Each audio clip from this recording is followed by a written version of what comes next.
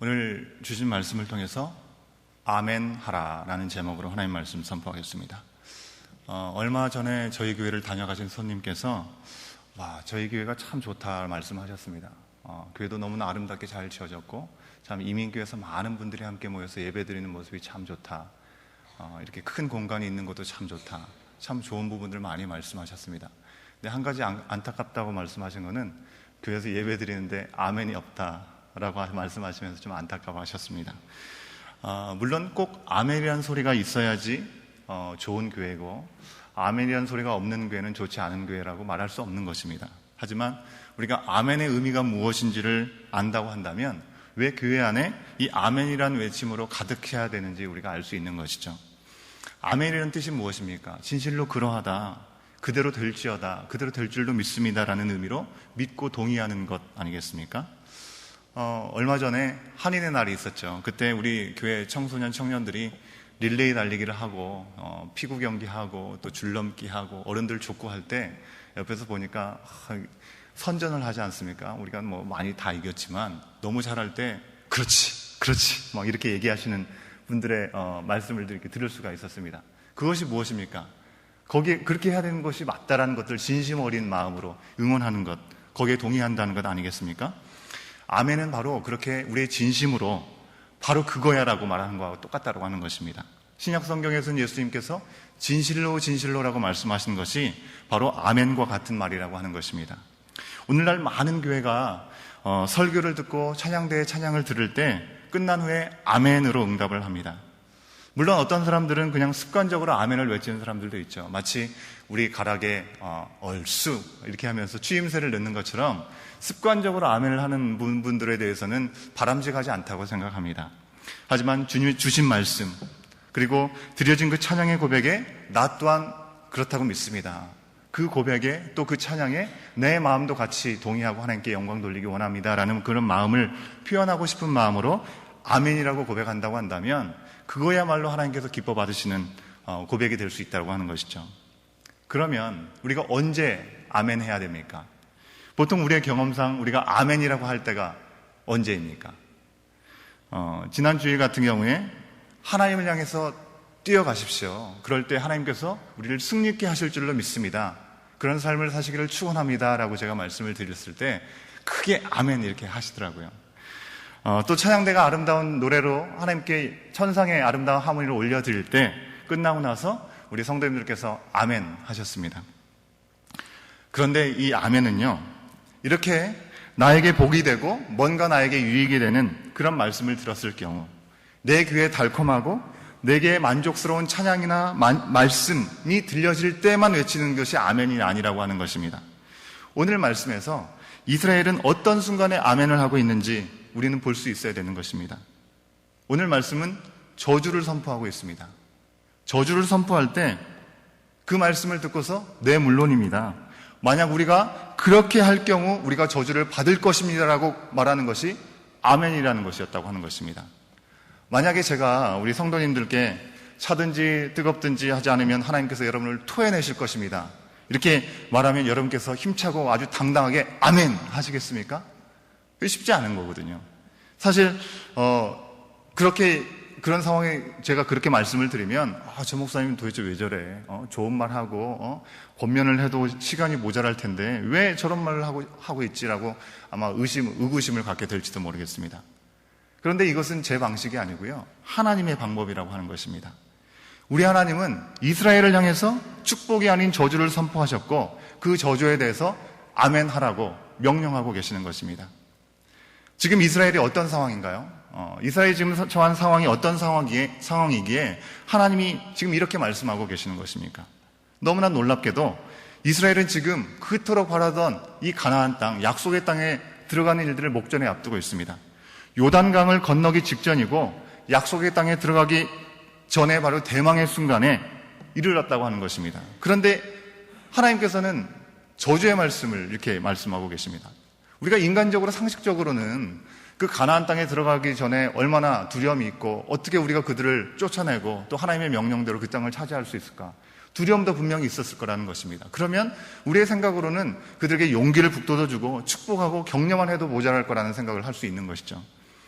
만약 누군가가 이제 하나님의 부르심으로 이제 처음 제가 담임 목회를 하게 됐는데 저에게 하나님의 명령이라고 얘기하면서 새로운 곳에 가서 주님의 뜻대로 행하지 않으면 저주를 받을 것입니다라고 저에게 누군가가 말씀하신다고 한다면 제가 목사니까 그 순간에 욱 하고 이렇게 표현하지는 않겠지만 좀 속수를 이렇게 억지로 지으면서 집에 가서 이렇게 이 넥타이 확 풀으면서 도대체 뭐 하는 거냐고 생각하면서 이렇게 씩씩거리지 않겠습니까? 그런데 지금의 경우는 제가 지금 말씀드리는 경우와 비슷한 경우라고 하는 것입니다. 2절 말씀대로 요단을 건너서 하나님 여호와께서 주신 땅에 들어가는 그날에 돌들을 세워서 석회를 바르고 율법에 기록한 후에 그 땅에서 율법대로 말씀하신 대로 행하라고 주님께서 말씀하셨습니다. 이때요, 쌓은 돌은 5절 6절에서 있는 말씀처럼 뭘 어떻게 만들라고 말씀하셨습니까? 쇠 연장을 대지 말고 다듬지 않은 돌을 사용하라고 말씀하셨습니다. 왜 그러셨을까요? 왜 하나님은 제단을 쌓는 그들이 이왕이면 정말 정성을 다 들여서 돌을 잘 깎아서 제단을 쌓아서 하나님께 드리는 것을 하나님께서 또한 기뻐하시지 않으셨을까요? 이 역사적인 순간에 그 정도의 노력을 드리는 것 너무나 당연하다고 우리는 생각할 수 있을 것 같은데 우리 주님께서는 절대로 인간의 인위적인 노력을 거기에 가하지 말라고 하셨습니다. 그냥 다듬지 않은 돌로 세우라고 하셨습니다.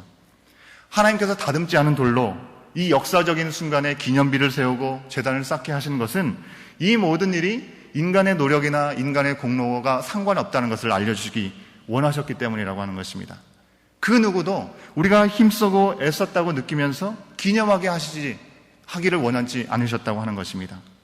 또한 외적인 그 아름다움과 비교할 수 없는 그 주님의 역사, 그 주님의 역사는 그 중심의 예배를 통해서 찬양되어야 함을 우리에게 말씀하여 주고 있는 것이죠. 그럴듯한 제단에서의 번제보다는 주님께서 원하시는 것은 중심의 예배, 중심의 순종이었다고 하는 것입니다. 이어지는 내용들이 그 사실을 우리에게 증언해주고 있는 것입니다. 8절부터 10절까지의 말씀 우리가 함께 한 목소리로 함께 읽겠습니다. 8절부터 10절까지입니다. 시작. 너는 이 율법의 모든 말씀을 그 돌들 위에 분명하고 정확하게 기록할지니라. 모세와 레위 제사장들이 온 이스라엘에게 말하여 이르되 이스라엘아 잠잠하여 들으라. 오늘 내가 내 하나님 여호와의 백성이 되었으니 그런즉 내 하나님 여호와의 말씀을 청종하여 내가 오늘 내게 명령하는 그 명령과 규례를 행할지니라. 그렇습니다. 우리 주님이 진정으로 원하시는 것은 제단을 쌓기 위해서 노력하는 그 공로가 아니라 중심을 다해서 주님 앞에 제단을 쌓고 그 단에 새겨진 주님의 말씀대로 순종하며 살아가기를 원하는 것이었다고 하는 것입니다. 이렇게 단을 쌓고 그냥 있는 모습 그대로 또한 중심을 다해서 번제와 화목제를 드린 후에 하나님께서는 뭐라고 명령하십니까? 12지파 중에 6지파씩을 구별하여서 따로 세우고 2그룹씩 각각 에발산과 그리심산에서 축복과 저주의 선포를 들으라고 명령하고 있습니다. 그런데 말씀을 보면 실제로는 축복의 말씀은 없는 것 같고요. 저주의 말씀들이 이어지고 있는 것을 볼 수 있습니다. 저주가 아닌 축복의 선포를 받으려면 저주받는 일들을 하지 않으면 되는 것이죠. 15절부터 26절까지 아주 긴 내용이 이어지고 있는데요. 저희가 같이 한번 읽어보기를 원합니다. 그런데 그냥 무조건 같이 읽지 않고요. 하나님께서 말씀하신 그대로 한번 우리가 재현을 해보기 원합니다. 레위인이 앞에 선포를 하면 백성들은 다 같이 아멘으로 응답했다고 하는 것입니다.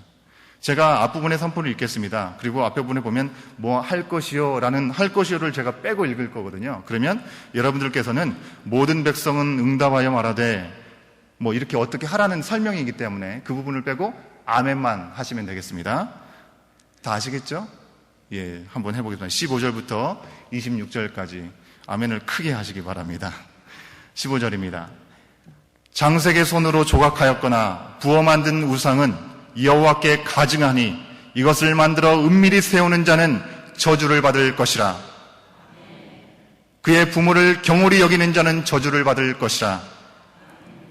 그의 이웃의 경계표를 옮기는 자는 저주를 받을 것이라. 맹인에게 길을 잃게 하는 자는 저주를 받을 것이라. 객이나 고아나 과부의 송사를 억울하게 하는 자는 저주를 받을 것이라. 그의 아버지의 아내와 동침하는 자는 그의 아버지의 하체를 드러냈으니 저주를 받을 것이라. 짐승과 규합하는 모든 자는 저주를 받을 것이라. 그의 자매 곧 그의 아버지의 딸이나 어머니의 딸과 동침하는 자는 저주를 받을 것이라. 장모와 동침하는 자는 저주를 받을 것이라. 그의 이웃을 암살하는 자는 저주를 받을 것이라. 무지한 자를 죽이려고 뇌물을 받는 자는 저주를 받을 것이라. 이 율법의 말씀을 실행하지 아니하는 자는 저주를 받을 것이라. 그렇습니다. 15절 말씀처럼 하나님께서 이스라엘이 먼저 하나님을 경외하라고 말씀하시면서 하나님 경외하기를 원하셨습니다. 하지만 하나님께 예배하기 위해서라고 하면서 어떤 형상이라도 만드는 것, 하나님 그건 절대로 원하시지 않으셨습니다. 왜냐하면 하나님은 우리의 사람의 마음에 어떤 신상에 갇힐 뿐이 아니기 때문에 그렇다는 것입니다. 악한 인간이 형상을 만드는 순간에 자신만의 신을 섬기게 된다는 것을 우리 하나님 너무나 잘 아셨다고 하는 것입니다. 칠레에 사는 우리들이 이곳의 카톨릭 교도들을 보지 않습니까? 그들이 예수님과 마리아의 형상을 세워두고 정말 본인들의 영적인 만족을 채우려고 애쓰는 모습을 우리는 어렵지 않게 많이 볼 수 있습니다. 그러나 하나님은 사람이 세운 그런 형상에 한정되기를 원하시지 않는다고 하는 것입니다. 그러기에 만약에 조각하거나 뭔가 틀을 만들어서 부어서 새긴 이 우상을 세우면 하나님께서 뭐라고 하셨냐면 그래도 기특하다 하지 아니하시고 가증하게 여기신다고 말씀하셨습니다. 가증하다는 것은요, 구역질 난다라는 의미인 것입니다. 우상을 조각하는 일을 하나님은 내뱉어버리시기 원하셨고 그 일을 하는 자를 저주한다 선포하라고 우리에게 말씀하고 계시는 것입니다. 아무리 우리가 그래도 나는 이렇게 만들고 싶어 은밀하게 만들어도 주님은 그것을 다 아시고 그 일을 미워하신다라고 우리에게 말씀하고 계십니다. 이 말씀을 보면서 혹시 우리는 우리 스스로 은밀하게 만든 나만의 하나님이 없는지를 돌아볼 수 있기를 원합니다. 적당히 나의 지식과 어떤 나의 바람 속에서 그 한정을 짓고 하나님을 내가 원하는 그 하나님의 모습을 상상하고 그리고 그런 수준에 맞춰서 적당히 종교적인 어떤 만족을 채우고 나의 위안을 삼고 안위를 삼으려는 모습이 우리 가운데 있지 않는지를 돌아볼 수 있어야 된다는 것이죠. 하나님은 우리를 위해서 사람이 되시는 놀라운 사랑을 보여주셨습니다. 그런 사랑의 하나님이시지만 우리의 한계를 뛰어넘는 완전하시고 영원하시고 전능하시고 선한 분이시라는 사실을 우리가 잊지 말아야 된다고 하는 것입니다. 원래 죄인이었던 우리의 한계 속에 가둬둘 수 없음을 우리는 분명하게 인정할 수 있어야 되는 것이고 하나님을 한정하는 것이 아니라 우리 자신을 온전히 내어드리는 삶이 되어야 되는 것을 우리 주님께서 말씀하여 주고 계시는 것이죠. 16절 말씀을 보면 또한 부모를 공경하기 원하셨다는 것을 우리에게 말씀하고 있습니다. 부모는 우리가 선택한 것이 아니죠. 하나님의 계획 가운데 우리 가운데 허락받은 선물인 것입니다. 부모를 공경하는 삶은요, 우리에게 주신 하나님의 길에 순종하면서 그리고 존중하는 것을 표현하는 증거가 될 수 있다고 하는 것입니다. 때로는 부모가 내 마음에 맞지 않고 나와 뜻이 맞지 않아서 힘들고 어려운 부분들은 분명히 있을 것입니다. 하지만 그럼에도 불구하고 하나님의 말씀 앞에 우리가 온전히 서는 것, 하나님께 순종하고 하나님의 뜻을 따르는 것, 부모님을 공경하는 것을 통해서 우리가 나타낼 수 있는 부분이라고 오늘 말씀에서 얘기하고 있는 것입니다. 우리의 상식이나 상황을 뛰어넘는 부모님의 사랑, 부모님의 그런 존재를 우리가 인정하는 것이 바로 주님의 뜻을 순종하는 첫 걸음이라는 것을 우리가 잊어서는 안 되는 것입니다. 이어지는 17절부터 19절에서는 뭘 얘기하고 있습니까? 이웃을 사랑하고 이웃을 섬기는 일에 대한 규례를 우리에게 알려주고 있습니다. 우리가 앞선 계속 봤던 말씀에서 이웃과의 관계 안에서 우리가 어떻게 대처하고 어떻게 그들 가운데 행해야 될 것인가, 어제의 말씀에서도 11조를 통해서 가난한 자, 객과 과부를 섬겨야 되는 그런 부분들을 계속해서 살펴봤습니다. 이웃을 사랑하고 섬기는 것은 모든 피조물이 바로 하나님께 속하였다는 것을 우리가 인정하고 주께서 허락하신 이 복은 그저 내 것이 아니라 함께 나누고 누려야 한다는 사실을 늘 잊지 않게 한다고 하는 것입니다. 하나님의 은혜를 아는 하나님의 백성만이 이웃에 대한 의무를 다할 수 있기 때문에 하나님께서는 이웃에 대한 의무를 다하라고 우리에게 명하시고 계시다고 하는 것입니다. 이어지는 20절부터 23절까지는 무슨 내용입니까? 성적으로 순교를 우리에게 명령하고 있습니다. 성적인 음란함은요, 곧 우상숭배와 다를 것이 없다는 것을, 우상숭배와 다를 것이 없는 영적인 상태이기 때문에 하나님은 이스라엘이 가나안 땅에서 음란한 그 길을 따르지 않기를 아주 엄하게 명령하고 있는 것이죠. 이어지는 24절부터 25절까지는 나의 유익이나 나의 바램을 위해서 다른 사람의 생명을 아주 경시 여기는 것을 경고하시면서 그런 자들은 저주를 받을 것이라고 경고하고 있습니다. 하나님께서는 이스라엘 백성을 구원하시기를 너무나 기뻐하셨습니다. 그런데 그들이 구원을 받았을 때 그들이 구원받아 들어간 그 땅에서 약속의 백성답게 하나님의 뜻을 저버리고 미워하고 또 자기만의 유익을 구하는 것은 주님의 뜻이 결코 아니라는 것을 다시 한번 얘기해주고 있다고 하는 것입니다. 지금 이 명령들은요, 이스라엘을 저주하기 위해서 우리 주님께서 말씀하시는 것입니까? 절대 그렇지 않거든요. 내용은 저주의 내용이지만 이것이 어찌 보면 하나의 울타리라고 볼 수 있는 것입니다. 그들이 넘어서는 안 되는 길, 그것이 무엇인지 세세하게 알려주심을 통해서 그들이 하나님께서 예비하신 복 가운데 거하기를 원하셨다고 하는 것입니다. 복을 누리라고 경고하고 계시는 것입니다. 그리고 하나님은 그들이 이대로 되기를 바라시면서 그들에게 뭐라고 명령하십니까? 그 얘기가 들려질 때 아멘이라고 응답하라고 말씀하시는 것입니다. 저주를 위한 저주가 아니라 축복을 위한 저주의 선포를 통해서 그들의 삶이 진정 아버지 하나님께서 원하시는 그 뜻들을 향해서 복된 삶이 되기를 우리 하나님은 바라셨다고 하는 것입니다.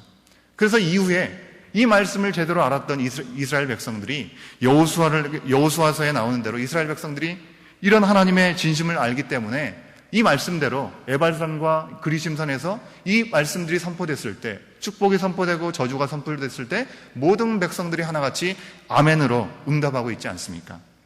그것을 우리가 볼 수 있습니다. 진실로 진실로 그렇게 될 줄로 믿습니다라고 고백하는 것입니다. 오늘 주님의 말씀이 들려질 때 우리는 아멘으로 응답하고 있습니까? 내 귀에 들려지기에 들을만 하고 내 마음에 만족스러운 그것이 아니라 정말 진정 하나님의 말씀이 선포되고 하나님의 생명의 길이 선포될 때 우리는 그것만은 제발, 그것이 아니라 믿음으로 아멘 외치면서 내 힘이 아니라 여기까지 이끄신 하나님의 은혜를 기억하면서 말씀 앞에 순종하며 나갈 수 있어야 될 줄로 믿습니다. 오늘 하루의 삶 가운데서도 주님의 말씀 앞에 복된 이 아멘의 삶을 살 수 있는 저와 여러분의 삶이 될 수 있기를 간절히 소원합니다. 기도하시겠습니다.